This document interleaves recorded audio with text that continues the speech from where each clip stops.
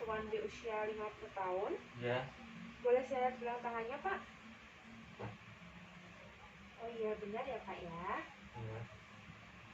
Pak, sebelumnya perkenalkan, saya Prawasinta yang bertugas pada pagi hari ini dari jam 7 sampai jam 2 siang nanti. Ya. Nah, kalau boleh tahu, apa benar ini Bapak itu baru masuk rumah sakit hari ini ya, Pak ya? Ya, Tadi Pak. pagi ya? Ya. Terus katanya punya riwayat penyakit diabetes mellitus ya, Pak ya? Baru Ya. tahu hari ini juga. Ya. Oke. Kalau gitu, gimana Pak kalau hari ini saya akan menyampaikan informasi kepada Bapak terkait dengan penyakit diabetes mellitus dan bagaimana cara pemantauan kadar gula darahnya. Iya, Mbak, boleh. Nanti kira-kira 10 menit saja, Pak. Apakah bersedia? Iya, ya. Baik, saya izin duduk di sini ya, Pak ya. Iya, Mbak. Sebelumnya ini Bapak sudah nyaman, Pak, untuk posisinya? Sudah. Oke. Bapak sebelumnya sudah tahu nggak, Pak, penyakit DM atau diabetes mellitus itu apa? Belum tahu. Belum tahu ya, Pak ya? Oke, saya jelaskan ya, Pak ya. Jadi penyakit DM atau diabetes mellitus itu salah satu penyakit yang kronis yang diakibatkan karena kadar gula dalam darah itu meningkat, Pak. Dimana tipenya itu ada 3, Pak. Yang pertama ada DM tipe 1 akibat kerusakan dari sel pankreas. Ya. Kemudian ada DM tipe 2 yaitu terjadi karena pola hidup yang kurang baik, misalnya seperti kurang berolahraga, merokok, terus makan makanan yang manis seperti itu. Dan yang ketiga ada DM gestasional, yaitu diabetes yang terjadi pada ibu hamil. Seperti itu ya. Kalau untuk gejalanya sendiri Bapak sudah tahu belum, Pak, apa saja? Belum tahu. Belum tahu ya. Nah, ini kira-kira yang dirasakan Bapak ada nggak, Pak, kalau sering lapar? Iya nggak? Iya. Sering lapar, terus sering haus. Iya. Sering kehausan gitu ya. Kemudian kalau BAK-nya, Pak, sering ya? Sering buang air kecil ya? Oke. Terus merasa kesemutan pada tangan, Iya, pada kaki kadang-kadang. gitu ya? Oke. Terus jadi lebih sering mudah lelah gitu ya, Pak ya? Iya. Oke. Nah, itu tadi ya, Pak ya, gejala-gejala dari penyakit diabetes mellitus. Kemudian gimana sih cara perawatannya? Yang pertama itu yang pasti harus mengubah pola hidup, Pak. Tidak boleh minum alkohol, tidak boleh merokok, kemudian harus olahraga secara teratur ya. Ya. Kemudian yang paling penting itu harus menjaga pola makan. Tidak boleh makan makanan yang manis seperti gula, susu kental manis itu terlalu banyak, itu jangan ya, Pak ya.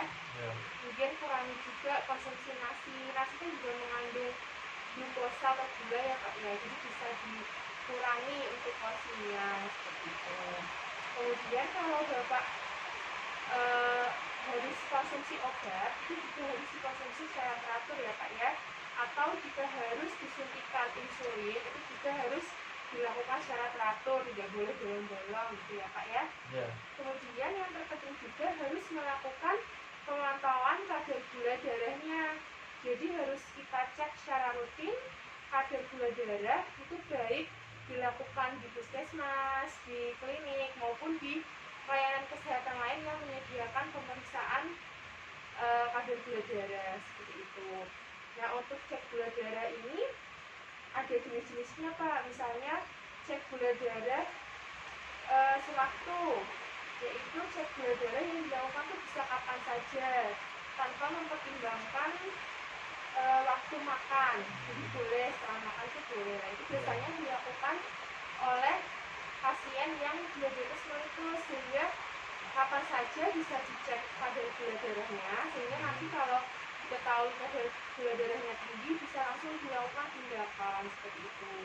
Terus ada juga cek gula darah puasa, yaitu sebelum melakukan pengecekan kadar gula darah ini harus dilakukan puasa dulu selama kurang lebih 8 jam. Kemudian baru kita cek gula darahnya, dan untuk hasilnya itu normal apabila kurang dari 100 mg/dl. Kemudian apabila hasilnya itu 100 sampai 125 mg/dl, itu artinya pre-diabetes atau ada menuju ke penyakit diabetes gitu Pak. Ya. Kemudian apabila lebih dari 126 itu artinya sudah menandakan penyakit diabetes gitu. Jadi memang harus sering-sering dipantau ya Pak ya kadar gula darahnya, supaya nanti kalau misal tiba-tiba tahu kadar gula darahnya tinggi, kita bisa mengurangi pola makannya, terus kita meningkatkan untuk berolahraganya, seperti itu ya Pak ya caranya. Sampai di sini Pak, apakah sudah bisa dipahami? Ya, lumayan paham Mbak. Oke, ada yang ditanyakan nggak Pak?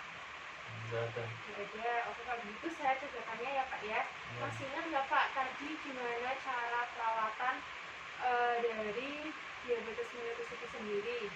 Olahraga teratur, Ya, makan makanan yang sehat, oke. kurangi gula, kurangi makan nasi, Ya, terus makanya yang terpenting tadi apa Pak? Melakukan pemantauan teman-teman kadar gula darahnya ya Pak ya. Gitu. Oke, ini sudah selesai Pak. ya. Sampai di sini ada yang tanyakan? Nggak ada Nggak Mbak. ada ya. Kalau nggak ada nanti misal Bapak ada sesuatu yang dibutuhkan bisa memencet tombol yang di sebelah sini ya Pak ya. Ya Mbak. Ini saya akhiri dulu. Terima kasih atas perhatiannya Bapak. Selamat pagi Pak. Makasih Mbak.